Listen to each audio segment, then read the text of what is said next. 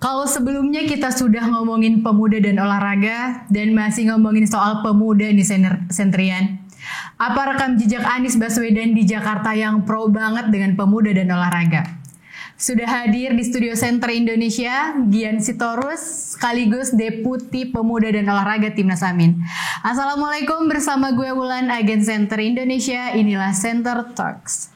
Halo Mas Gian. Halo Wulan. Pernah kesini ya sebelumnya? Iya. Waktu itu hostnya Kalvina ya? Iya, betul. Aku Wulan, salam kenal Mas Gian. Salam kenal, Terima Wulan. kasih udah datang kembali. Oh, senang datang sini kok. Bang Gian sebelumnya pernah datang ke sini kan? Gimana yang waktu itu? Aku lihat sih podcast pertamanya. Masih aman kan? Ya aman nggak aman, insya Allah amanin aja. Sama kayak aminin aja dulu. Iya. Sebelumnya kan pernah datang ke sini ngomongin sosok personal Pak Anies ya Mas. Sekarang kita akan bahas tentang kinerjanya Pak Anies. Apa yang sudah Pak Anies lakukan di Jakarta dan khususnya bagi pemuda Indonesia Mas. Apa sih? Kalau bicara tentang apa yang mau ditawarkan ke Indonesia tentang visi misi Amin itu sebenarnya sudah ada 7 poin dan kerangka di visi misi kalau nggak salah di halaman 111 visi misi tentang Amin. Hafal banget kayaknya Mas ya. Nah kalau untuk yang Jakarta banyak rekam jejaknya sebenarnya, meskipun banyak juga yang sebenarnya tidak terangkat oleh media. Tapi secara komitmen saya berani untuk bisa menyampaikan bahwa lewat JIS itu sebenarnya sudah menjadi komitmen yang pasti ke masyarakat Jakarta maupun masyarakat Indonesia bahwa seorang Anies Baswedan punya komitmen yang amat tinggi untuk kemajuan olahraga. Kalau JIS itu kan tentunya semua orang sudah tahu ya Mas. Ada hal lain lagi kah khususnya bagi kepemudaan? Banyak sih sebenarnya kalau hal lain di Jakarta ya memang. Selain JIS, tadi saya bilang juga ada yang beberapa yang memang belum familiar mungkin di masyarakat ya di publik. Dari sisi ekosistem keolahragaan, beliau punya komitmen yang besar untuk membangun. Makanya hadir sekolah atlet PPOP. Jadi pusat pusat pelatihan olahraga pelajar di Ragunan. Itu luasnya 17,8 hektar, dibangun dengan fasilitas olahraga dan fasilitas sekolah yang standar internasional. Makan waktu 2 tahun kurang lebih pembangunannya, revitalisasinya. Dulu ada sekitar 18 atau 19 cabang olahraga, tapi sekarang sudah 20-an lebih cabang olahraga yang ditambahkan. Nah, secara ekosistem beliau membangun unsur kesetaraan seperti apa yang selalu beliau bangun di pembangunan yang lainnya. Nah, unsur kesetaraan ini sangat penting karena selain olahraga sepak bola, voli atau basket yang populer di masyarakat, tapi ada juga olahraga-olahraga yang mungkin menurut masyarakat kurang populer tapi prestasinya nggak kalah dengan olahraga yang populer. Apa itu Mas? Jadi kita punya, saya kebetulan ketua Gulat DKI Jakarta. Jadi Gulat itu sendiri apa itu MMA? Namanya ya orang tuh nggak familiar memang dengan Gulat, taunya wrestling, terus taunya MMA, tapi Gulat itu salah satu olahraga tua yang cukup tua di dunia. Nah di Gulat sendiri orang banyak yang belum familiar, tapi Gulat punya prestasi yang mendunia dan di era tahun 60-an sampai tahun 90-an Gulat di tanah air itu merajai bahkan sampai level Asia. Nah itu yang jadi concern gitu. Jadi kita ingin membangun lewat apa tadi selain fisiknya di PPOP itu, tapi juga secara sistem rohnya itu juga dibangun gitu. Jadi SOTK-nya kita rubah lewat peraturan gubernur. Selain itu juga peningkatan apresiasi. Jadi kalau dulu apresiasi itu hanya atlet saja yang merasakan dan pelatih, sekarang lengkap semua asisten pelatih, terus master terapisnya, lalu juga perangkat-perangkat keolahragaan yang lain juga menikmati itu gitu.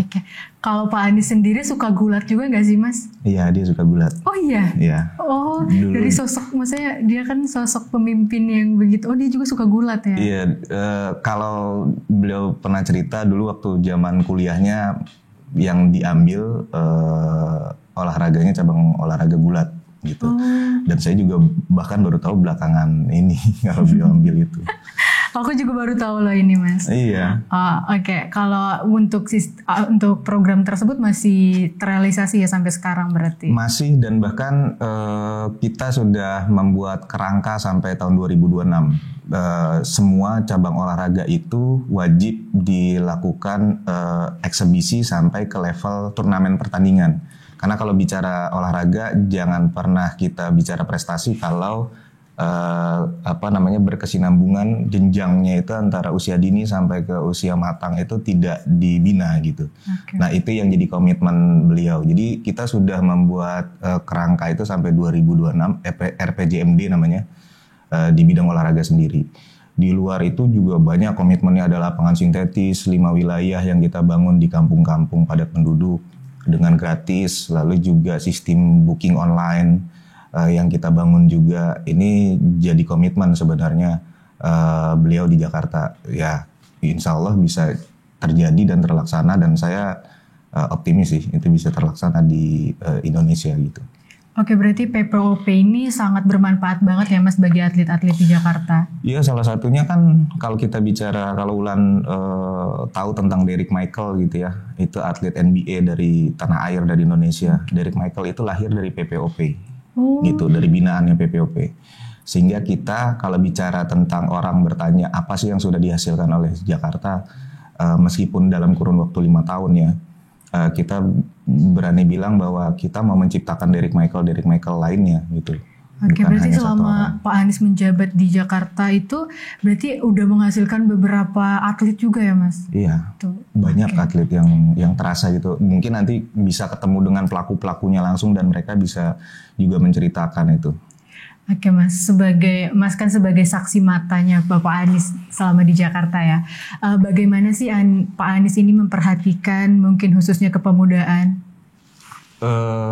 Kalau kepemudaan sendiri, tadi selain olahraga, kepemudaan juga beliau sendiri kan memang kalau ditanya sejarahnya itu sangat dekat dengan kepemudaan. Beliau orang yang aktivis yang cukup aktif gitu di masa mudanya, masa remajanya gitu, merangkul banyak sekali pemuda. Jadi ketika di Jakarta dengan konteks kepemudaan bukan hal yang baru buat beliau.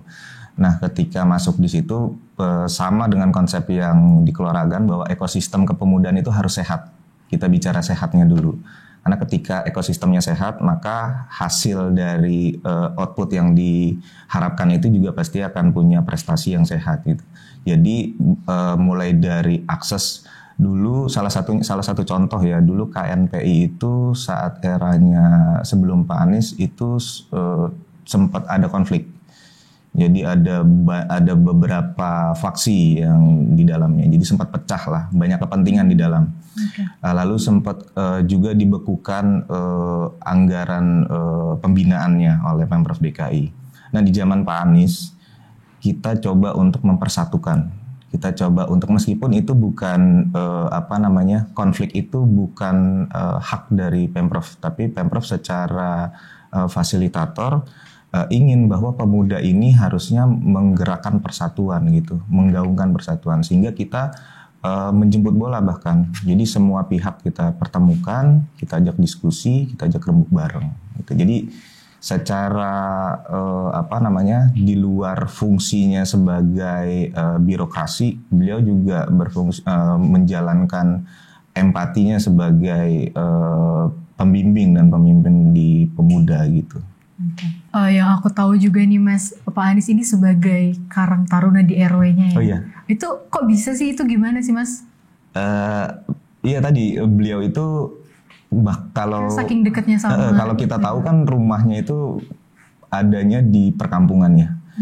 Dan bahkan kediamannya itu tidak berpagar.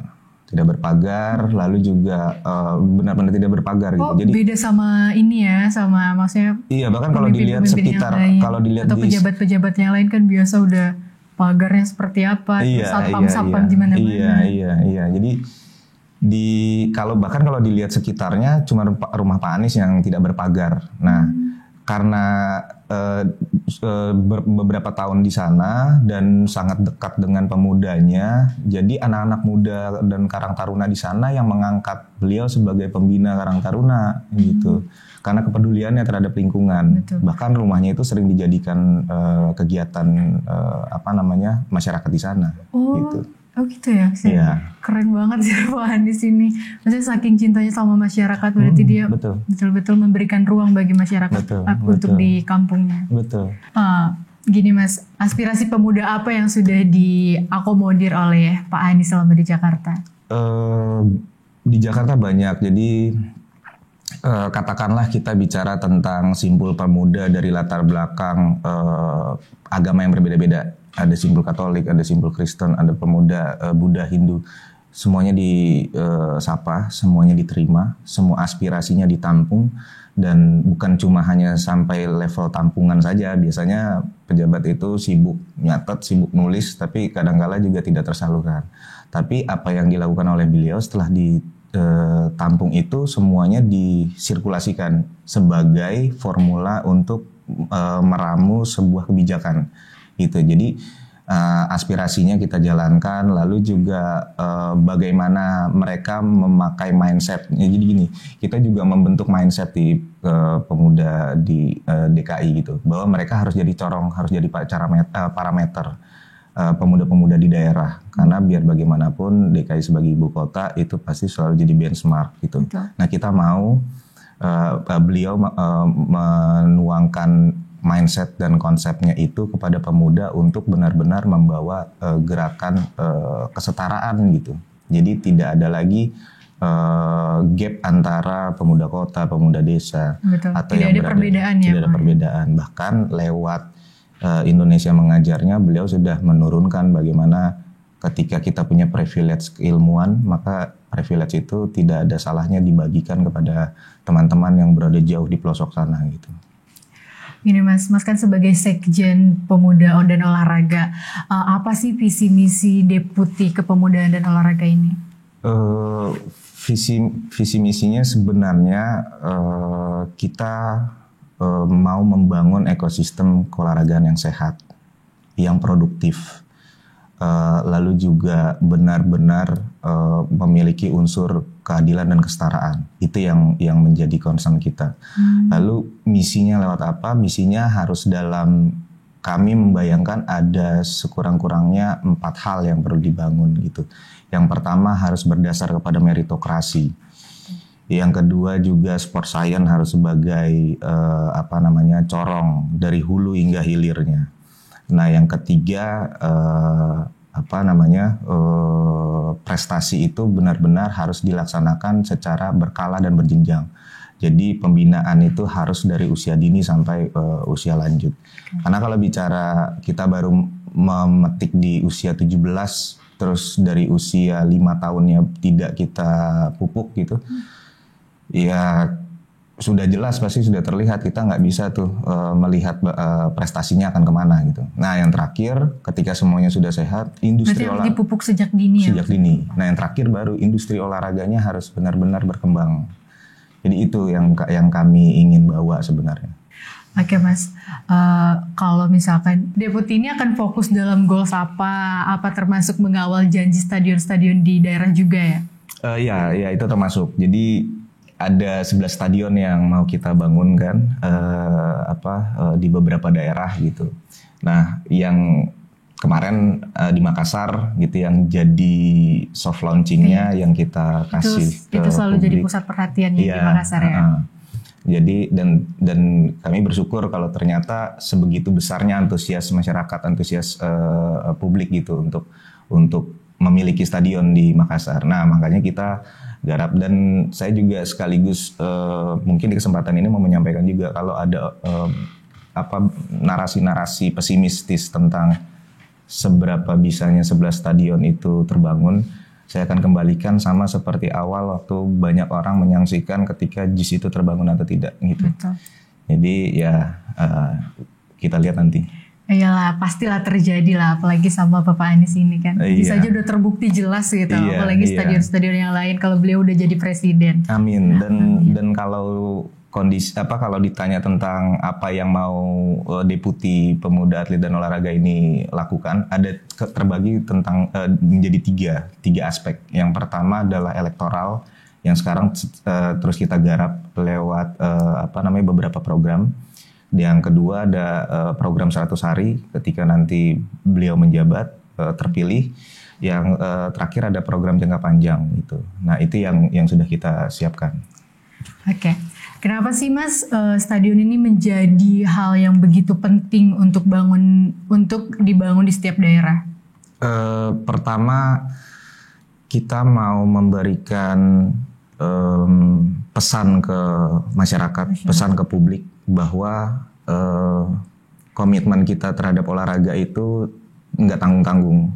Komitmen kita terhadap olahraga tidak setengah-setengah. Totalitas yang mau kita lakukan itu sama dengan, bahkan kalau kita bicara tentang ekonomi, kita bicara tentang teknologi, di olahraga pun punya unsur tadi kesetaraan itu, persentasenya sama. Betul. Jadi itu yang mau kita berikan pesan itu. Dan kalau mau ditanya lagi kenapa harus stadion, stadion itu bukan hanya untuk fungsi olahraga tapi fungsi ruang ketiga, mempertemukan banyak orang. Stadion itu menjadi simbol bahwa kesetaraan itu bertemu di sana. Itu yang mau kita jadikan pesan. Gini Mas, kalau terkait bonus atlet dan nasib atlet setelah pensiun, adakah perhatian dari Pak Anies nanti ke depannya? Oh iya, di DKI kalau kita bicara tentang nasib atlet setelah pensiun, kita harus bicara dari hulunya juga. Pertama tadi lewat mindset, makanya kita ingin menggagas bahwa atlet nanti harus ada satu kurikulum atau satu program yang concernnya adalah manajemen individual. Sehingga mereka tahu ketika dari usia dini, mereka bisa paham bahwa bagaimana memanajemenkan dirinya, bagaimana mengontrol keuangan, bagaimana mengeksplor potensi. Kalau secara simpelnya ketika ditanya mau jadi apa, atlet favoritnya pasti banyak yang bisa jawab. Bisa jadi Messi, bisa jadi Roger Federer, terus Ronaldo dan sebagainya. Tapi kalau ditanya gimana caranya jadi mereka? Nggak banyak yang tahu. Ya. Nah, itu yang mau kita bangun. Lalu yang kedua, lewat tadi sistem di DKI itu kita sempat kerjasamakan pembinaan bahwa atlet-atlet itu punya rumah saat mereka sudah pensiun. Jadi saat mereka produktif, mereka digaji nih oleh pemerintah. Nah, dari gaji itu, tunjangan itu dipotong berapa persen untuk biaya cicilan rumahnya. Ditambah subsidi dari pemerintah. Sehingga tidak terasa mereka sebenarnya sudah mencicil selama mereka produktif. Nah, setelah mereka sudah tidak produktif, mereka sudah pensiun, mereka sudah punya rumah gitu. Jadi model skema yang itu yang sedang kita pikirkan. Lalu juga di luar itu juga bagaimana mereka bisa bukan cuma pada saat pensiun mereka nggak bisa berkarya lagi. Justru setelah pensiun kita harus pikirkan juga. Bisa saja mereka mau melanjutkan jadi pelatih, mereka mau melanjutkan jadi pengusaha. Nah, di dalam manajemen individual itulah kita kembangkan potensi dirinya. Gitu. Oke, berarti Pak Anies ini sangat memperhatikan ya Mas ya atlet-atlet Indonesia ini. Sangat. Oke, ada pesan gak sih Mas Gian untuk pemuda Indonesia dan kenapa harus memilih Pak Anies dan Muhaimin Iskandar? Pesannya mungkin bisa disampaikan. Ya, pesannya sebenarnya nggak banyak ya. Sebagai pemuda Indonesia kita harus benar-benar berbicara tentang karakteristik dan mentalitas. Ketika negara ini dibangun oleh para pahlawan-pahlawan kita, itu dibangun atas dasar integritas. Maka jadilah pemuda yang berintegritas, jadilah pemuda yang dapat menularkan mindset positifnya kepada sekitar. Lalu jangan pernah gunakan hoax, tapi gunakanlah data ketika kalian ingin berbicara atau ingin menentukan pilihan. Jadi untuk konteks Amin, yang saya minta tidak perlu harus sampai sebegitunya memilih, dan saya tidak memaksa untuk memilih, tapi gunakan objektivitas dalam memilih itu. Itu aja. Oke. Wah, banyak sekali cerita yang baru kita ketahui tentang Pak Anies ya Mas ya. Semoga pemuda Indonesia semakin jaya dan berprestasi untuk Indonesia khususnya. Terima kasih udah mau berbagi Mas. Sama-sama, Wulan. Berbagi kisah dan pengalamannya. Semoga bisa mencerahkan sentrian semua. Iya. Siapa tahu Wulan mau gabung sama Deputi Pemuda Atlet dan Olahraga. Boleh nanti tinggal ini aja ya Mas ya, gampang di belakang. Terima kasih sentrian. Mari terus nyalakan sentermu. Mari subscribe Senter Indonesia. Wassalamualaikum warahmatullahi wabarakatuh. Waalaikumsalam warahmatullahi wabarakatuh.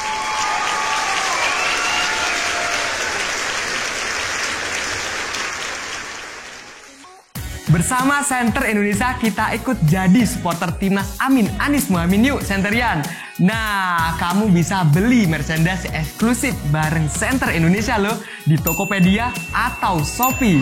Link pembeliannya ada di kolom description ya. Saat ini tersedia 2 warna, ada warna hitam nih dan abu-abu pastinya. Makin keren, makin semangat dukung Anies Mohaimin bareng Senter Indonesia. Jangan sampai nggak ikutan bareng Senter Indonesia ya. Thank you.